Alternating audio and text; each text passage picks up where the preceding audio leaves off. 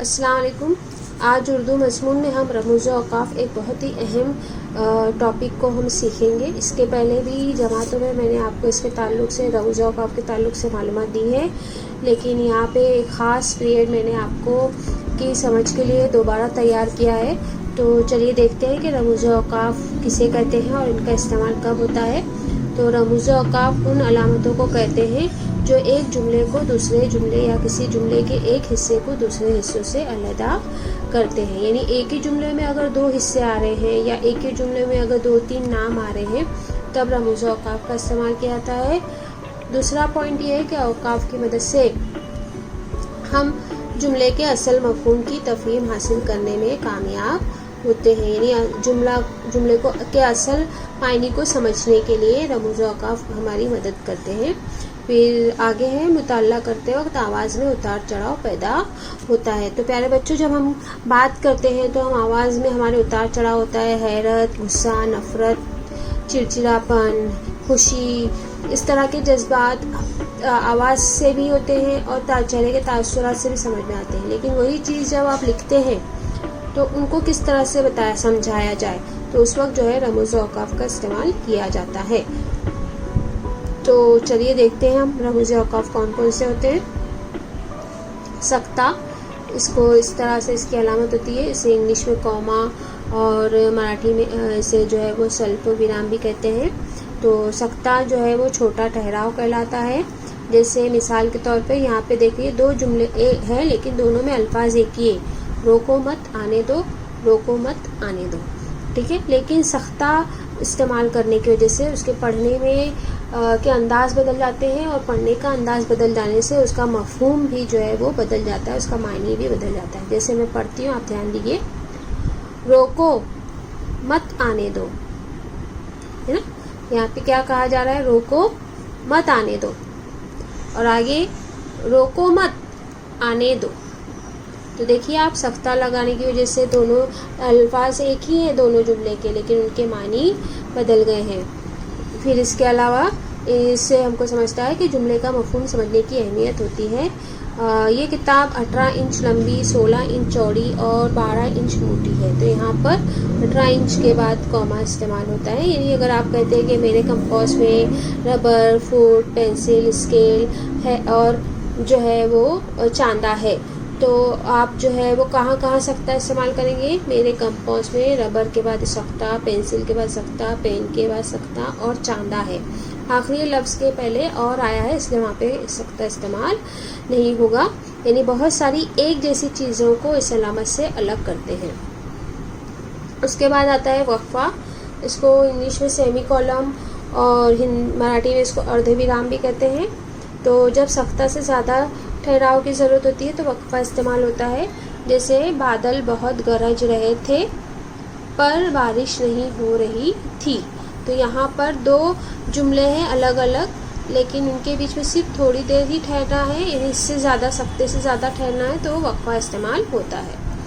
उसके बाद आता है राब्ता। राब्ता को इंग्लिश इस तरह की अलामत है और उसका इंग्लिश में इसको बोलते हैं कॉलन।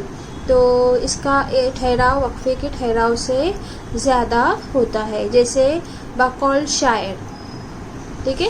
ऐब करने को भी हुनर चाहिए। तो यहाँ पर शायर ने कहा, यहाँ पे अब कहा है ना शायर ने, तो इसके लिए यहाँ पर ये राब्ता इस्तेमाल किया गया है। तो किसी के ख्याल की तशरीह करना हो तो अब इस्तेमाल होता है।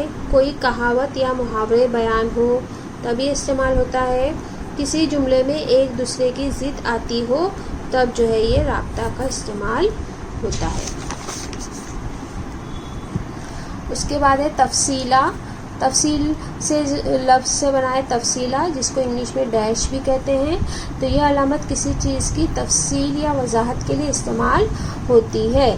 जैसे मिसाल, वर्जिश के ज़ेर फ़ायदे हैं। अब यहाँ पे वर्जिश के फ़ायदे बताने हैं, इसके बाद इसको साइड हेडिंग कैसे दिया गया है और फिर तफसीला का निशान लगाकर आगे लिया गया है कि इंसान सेहतमंद और तंदुरुस्त रहता है। तो इस तरह के निशान लगा के अगर हमें किसी की भी तफसील बतानी हो, जैसे साइंस में अगर आप लिख रहे हो तो आपको साइंस में आप लिख रहे हो दिल के काम, تو دل کے کام آپ سائڈ ہیڈنگ لکھ کر اس طرح کی نشان لگاتے ہیں، اس کے بعد دل کے جتنے بھی کام ہیں وہ آپ لکھتے ہیں.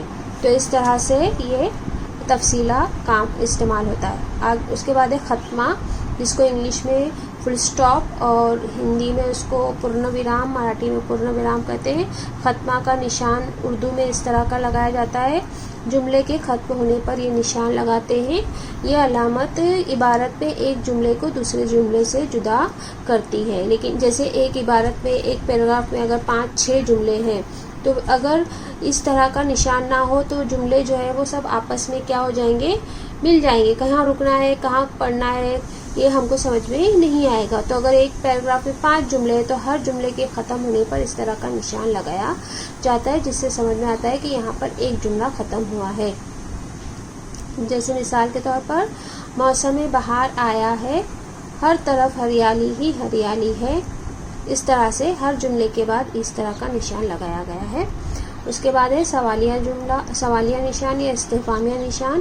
اس طرح کا یہ نشان ہوتا ہے، اس کو ہندی میں پرشن چنہ بھی کہتے ہیں. تو علامت سوالیہ جملے کے آخر میں لگائی جاتی ہے. اس کے استعمال سے ایک عام جملے اور سوالیہ جملے میں فرق پیدا ہوتا ہے.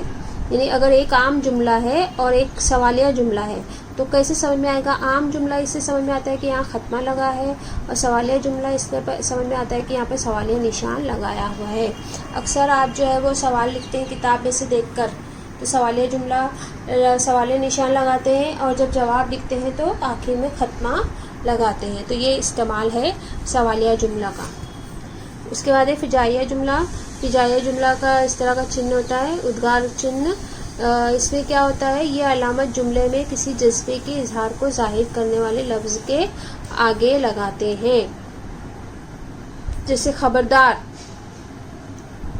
بجلی کے تار کو مت چھونا. تو اس طرح سے یہ خبردار خبر کرنے کا یہ لفظ ہے، تو اس کے لیے. پھر جیسے اگر ہم لوگ کسی کے لیے افسوس ظاہر کرتے ہیں تو ارے ارے بہت برا ہوا، تو ارے رے کے بعد جو ہے وہ اس طرح کا نشان لگایا جاتا ہے. پھر یا تو اگر ٹیچر آپ کو جو ہے وہ شاباشی دے رہی ہے لکھ کر، تو شاباش ایسی ہی محنت کرو. تو شاباش لفظ کے بعد جو ہے وہ اس طرح کا فجائیہ جملہ استعمال ہوتا ہے. تو جہاں بھی جذبات کو آپ لکھتے ہیں، کسی بھی جذباتی لفظ کو آپ لکھتے ہیں، شاباش، ارے رے، ارے واہ، کیا بات ہے، اس طرح کے جو جذباتی الفاظ ہوتے ہیں ان میں فجائیہ جملہ ان کے آگے لگانا ضروری ہوتا ہے. اس کے بعد ہے کوسین. کوسین کی علامت یہ ہوتی ہے کہ جملے میں اعداد، جذبے، خوشی، غم، حیرت کو ظاہر کرنے کے لیے یہ علامت لگاتے ہیں. جیسے مسکراتے ہوئے تم کیسے ہو، تو مسکراتے ہوئے جذبات ہے تو ان کو کوس میں لکھا جاتا ہے. اس کے بعد ہے واوین. تو واوین کا اوترن چنہ. تو جملے میں کسی کی کہی ہوئی بات کو یا مفکر کے اقوال کو شروع اور آخر میں یہ نشان لگاتے ہیں. جیسے اگر ہم بہت سارے ہماری کتابیں، ہر جماعت کی کتاب میں ایک ڈرامہ تو ہوتا ہی ہے نا. تو ڈرامے میں کیسا ہوتا ہے، ہر ایک کے جو ہے وہ جو ڈائلاگز ہوتے ہیں، ہر ایک کے جو مکالمے ہوتے ہیں وہ دیے ہوئے ہوتے ہیں، تو ان کو اسی کے الفاظ میں لکھا جاتا ہے. تو ہر ایک کے مکالمے کے اوپر شروع میں اس طرح کا اور آخر میں اس طرح کا نشان ہوتا ہے. اس سے سمجھ میں آتا ہے کہ کس نے یہ بات کہی ہے، یہ اسی کے الفاظ ہیں. جیسے آپ صلی اللہ علیہ وسلم کا فرمان ہے، تم میں بہتر وہ ہے جو علم سیکھے اور سکھائے. تو یہاں پر نبی کریم صلی اللہ علیہ وسلم کی ایک حدیث پاک ہے، تو شروع میں اس طرح کا نشان ہے اور آخر میں اس طرح کا نشان ہے. پھر علامت شعر. تو علامت شعر یا جب کسی عبارت یا مضمون میں کسی شعر کا حوالہ دیا جاتا ہے تب یہ علامت لگا کر شعر لکھا جاتا ہے. پھر علامت تخلص ہے، جب یہ علامت شعر میں شعراء کے تخلص پر لگائی جاتی ہے. جیسے مجرم راز تو بہت ہے، امیر جس کو کہتے ہیں رازداں تو ہے. تو یہ شعر کس کا لکھا ہوا ہے؟ امیر کا لکھا ہوا ہے، اس لیے ان کے نام کے اوپر یہ تخلص کا نشان لگایا ہوا ہے. یہاں پر بہت سارے سبھی علامتیں دی ہوئی ہیں اور ان کے نشانات بھی دیے ہوئے ہیں. یہ آپ کو کاپی میں لکھنا ہے اور گروپ پہ پوسٹ کرنا ہے. اللہ حافظ.